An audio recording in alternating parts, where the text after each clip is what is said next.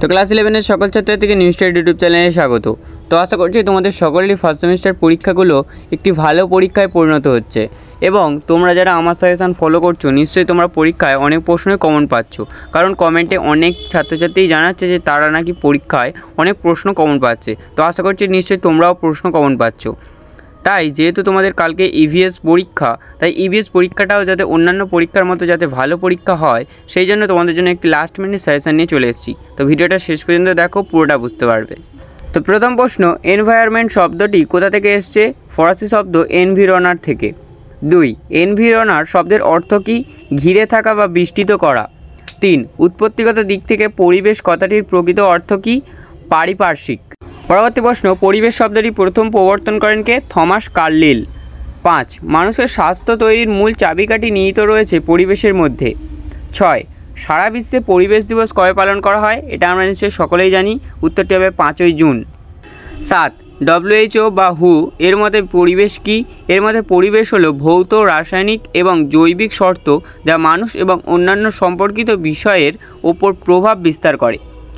8, EPA এর পুরো কথাটি কি? Environmental protection act. 9, UNEP এর পুরো কথাটি কি? United Nation Environment Programme. 10, পরিবেশবিদ্যা কি? পরিবেশবিদ্যা হলো প্রাকৃতিক পরিবেশ, জীবজ পরিবেশ, প্রকৃতি সম্পর্কে জ্ঞান অর্জন করা। 11, পরিবেশ সংরক্ষণ আইন চালু হয় কবে? 1986 সালে। প্রশ্নটি কিন্তু তোমরা ভালোভাবে একটু মনে রেখো। 12, পরিবেশের সুস্থতার জন্য দরকার কি দরকার? তার সকল উপাদানের সুস্থতা ও সংরক্ষণ। 13, ভারতের জীববৈচিত্র্য আইন চালু হয় কবে? তো উত্তরটি হবে 2002 সালে। 14, পরিবেশের উপাদানগুলি মূল যে দুটি ভাগে ভাগ করা যায় সেগুলি হলো জৈব ও অজৈব উপাদান। 15, আমেরিকান পরিবেশ বিজ্ঞানীগণ পরিবেশের উপাদানগুলিকে কয়টি ভাগে ভাগ করেছে? 5 ভাগে। এই 14 আর 15 দাগের প্রশ্নটি কিন্তু তোমরা গুলিয়ে ফেলো না। 16, নিচের কোনটি পরিবেশের বায়োটিক কম্পোনেন্টের অন্তর্গত? তো উত্তরটি হবে উদ্ভিদ ও প্রাণী। তো তোমাদের পরীক্ষায় প্রশ্নে 4টি অপশান থাকবে, উত্তরটি তোমরা সঠিক উত্তরটিই বেছে নিও। 17, পরিবেশের একটি জীবজ উপাদানের উদাহরণ হলো ব্যাকটেরিয়া। 18, গাইয়া শব্দটির অর্থ হলো পৃথিবী। 19, কোন উপাদানটি উদ্ভিদ ও প্রাণী সরাসরি পরিবেশ থেকে গ্রহণ করতে পারে না? তো উত্তরটি হয়ে যাবে নাইট্রোজেন। 20, বায়ুমণ্ডলে কোন গ্যাসের পরিমাণ কমে গেলে পৃথিবী ঠান্ডা হয়? Carbon die oxide. 21, ট্রপোস্ফিয়ার স্তরে প্রতি 1 কিমি উচ্চতা ভিত্তিতে এখানে উষ্ণতা হবে হ্রাসের হার হলো প্রায় 6.5 ডিগ্রি সেলসিয়াস। 22, ক্ষুব্ধমণ্ডল এবং শান্তমণ্ডলের মাঝের স্তরকে কী বলা হয়? ট্রপোপোজ। 23, স্ট্র্যাটোস্ফিয়ারকে শান্তমণ্ডল বলা হয় কেন? কারণ এই স্তরে মেঘ ঝড় বৃষ্টি হয় না, সেই কারণে। 24, বায়ুমণ্ডলের কোন স্তর থেকে এরোপ্লেন যায়? স্ট্র্যাটোস্ফিয়ার থেকে, কারণ এই স্তরে যেহেতু ঝড় বৃষ্টি হয় না সেই জন্য এই পথ থেকে চলা সুবিধাজনক। পরবর্তী প্রশ্ন, ওজোন স্তরের ঘনত্ব প্রকাশ করা হয় কোন এককে? ডপসন। 26, বায়ুমণ্ডলের কোন স্তরে বেতার তরঙ্গ প্রতিফলিত হয়? থার্মোস্ফিয়ার। 27, প্রাণী দেহে কত শতাংশ জল থাকে? 70 থেকে 80%। তো তোমাদের এখানে একটি কথা জানিয়ে রাখি, তোমাদের যে কালকে ইভিএস পরীক্ষাটি হবে এই ইভিএস পরীক্ষাটা কিন্তু তোমরা একটু ভালোভাবে দিও, কারণ ওখানে যে প্রশ্নগুলি থাকবে প্রশ্নগুলি কিন্তু তোমাদের অনেক প্রশ্নই তোমাদের চেনা প্রশ্ন থাকবে, তাই তোমরা ভেবেচিন্তে উত্তর দিও, মাথা ঠান্ডা রেখে উত্তর দিও এবং আমি যে সাজেশানগুলো দিচ্ছি এই সাজেশানগুলো ফলো করবে। এর সাথে সাথে তোমাদের স্কুলে অথবা টিউশনে যে টিচার সাজেশানগুলি দিয়েছিলেন সেই সাজেশানগুলোও তোমরা একটু ফলো করবে, তাহলে দেখবে তোমরা বহু প্রশ্ন তোমাদের পরীক্ষায় কমন পেয়ে গিয়েছো। পরবর্তী প্রশ্ন, ভূপৃষ্ঠের শিয়াল স্তরটি গঠিত হয় হালকা গ্রানাইট শিলায়। 29, সীমা স্তরটির উপাদান হলো সিলিকন ও ম্যাগনেসিয়াম। 30, আবহাওয়া সংক্রান্ত বিদ্যাকে কী বলা হয়? মেটেওরোলজি। 31, পৃথিবীর মোট আয়তনের জলভাগ দ্বারা আবৃত অংশ প্রায় 70%। পরবর্তী প্রশ্ন, পৃথিবীর মোট লবণাক্ত জলের পরিমাণ কত? 97%, অর্থাৎ 3% জল আমাদের খাওয়ার উপযুক্ত, তাই তোমরা কিন্তু জল সংরক্ষণ করো। 33, সমুদ্রের জলে যে লবণের পরিমাণ সবথেকে বেশি সেটি হলো সোডিয়াম ক্লোরাইড। 34, সজীব প্রোটোপ্লাজমে কত % জল থাকে? 80 থেকে 90% জল প্রোটোপ্লাজমে থাকে। 35, নিফেসিমা স্তরের উপাদান নয় সেটি হলো ম্যাঙ্গানিজ। 36, সর্বনিম্ন জল ধারণ ক্ষমতা সম্পন্ন মাটি কি? বেলে মাটি, অর্থাৎ এই মাটি জল ধারণ ক্ষমতা একদম নেই বললেই চলে। 37, ফ্লোরা বলতে বোঝায় উদ্ভিদ প্রজাতিকে। 38 নির্দিষ্ট জলবায়ুর দ্বারা প্রভাবিত জীবমণ্ডলকে কী বলা হয়? বায়োম। পরবর্তী প্রশ্ন, ইকোসিস্টেম কথাটি প্রথম ব্যবহার করে এজি ট্রান্সজে।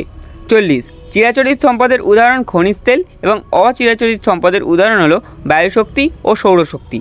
চিরাচরিত সম্পদ বলতে বোঝায় যেটা শেষ হয়ে যাবে এক সময়, এবং অচিরাচরিত শক্তি বলতে বোঝায় যেটা পৃথিবী যতদিন থাকবে ততদিন এই শক্তিগুলি থাকবে। 42 পরিবেশের সুরক্ষার জন্য একজন সুবুদ্ধিসম্পন্ন শিক্ষিত মানুষের কী করা উচিত? তো উচিত হবে বৃক্ষরোপণ করা। 43 জনসংখ্যা বৃদ্ধি নিয়ন্ত্রণের উপায় হলো বাল্যবিবাহ রোধ এবং জন্ম নিয়ন্ত্রণ পদ্ধতির ব্যবহার।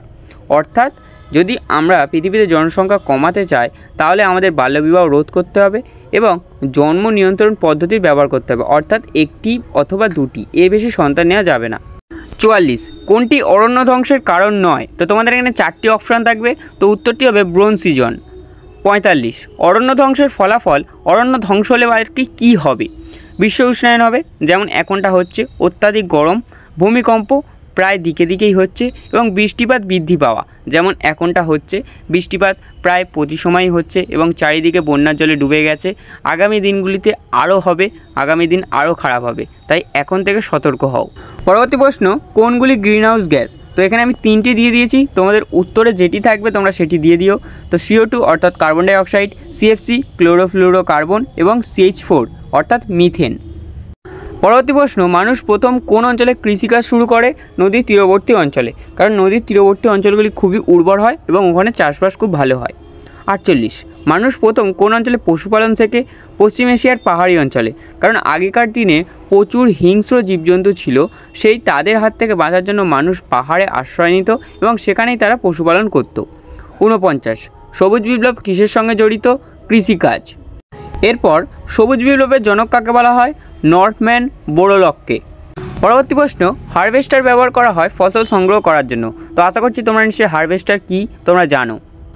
52 HYV বীজটির পুরো নাম কি? এটি একটি বীজের নাম, তোমরা এটাকেও গুলিয়ে ফেলবে না। তো এটির পুরো নাম হলো হাই ইয়েল্ডিং ভ্যারাইটি। 53 কফি চাষ কোন বিপ্লবের সঙ্গে জড়িত?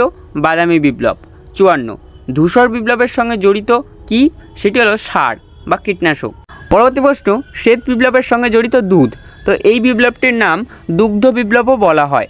56 রূপালী বিপ্লব কিসের উৎপাদন বৃদ্ধির সঙ্গে জড়িত? মাছের। 57 রামধনু বিপ্লবের সঙ্গে জড়িত কি? সবজি। 58 লাল বিপ্লব বলতে বোঝায় মাংসের অথবা টমেটো উৎপাদন বৃদ্ধিকে। পরবর্তী প্রশ্ন, কাকে ভারতের সবুজ বিপ্লবের জনক বলা হয়? MS স্বামীনাথন। তো এই প্রশ্নটি কিন্তু তোমরা গুলাবে না, আগের প্রশ্নটি ছিল সবুজ বিপ্লবের জনক আর এটা হচ্ছে ভারতের সবুজ বিপ্লবের জনক। 60 জীববৈচিত্র্যকে রক্ষা করার জন্য কোন সংরক্ষণ নেওয়া দরকার? ইনসিটু অথবা এক্সিটু সংরক্ষণ নিলেই হবে। ইনসিটু সংরক্ষণ এবং এক্সিটু সংরক্ষণ নিশ্চয়ই কী তোমরা জানো, যদি না জানো আমাকে কমেন্টে জানাও, আমি তাদের বুঝিয়ে দেবো। তো আজকের প্রশ্নগুলি এইটুকুই ছিল। তো তোমরা নিশ্চয়ই এই 60টি প্রশ্ন ভালোভাবে বুঝতে পেরেছো এবং প্রতিটি প্রশ্নের গুরুত্বটাও নিশ্চয়ই বুঝতে পেরেছো। তাই প্রতিটি প্রশ্ন তোমরা গুরুত্ব সহকারে রেডি রাখো এবং তোমাদের স্কুলে অথবা টিউশনে যেই প্রশ্নগুলি বারবার আলোচনা হয়েছে সেই প্রশ্নগুলো রেডি রাখো, তাহলে দেখবে তোমাদের কালকের এক্সামটা একটি ভালো এক্সামে পরিণত হয়েছে। তো আজকের ভিডিওটা এইটুকুই ছিল। ভিডিওটা যদি ভালো লাগে তোমার বন্ধুদের মধ্যে শেয়ার করে দাও এবং ভিডিওটিতে একটি লাইক করে চ্যানেলে নতুন হয়ে থাকলে চ্যানেলটি সাবস্ক্রাইব করে বেল নোটিফিকেশনটি অন করে দাও। তো দেখা হচ্ছে পরের কোনো ভিডিওতে।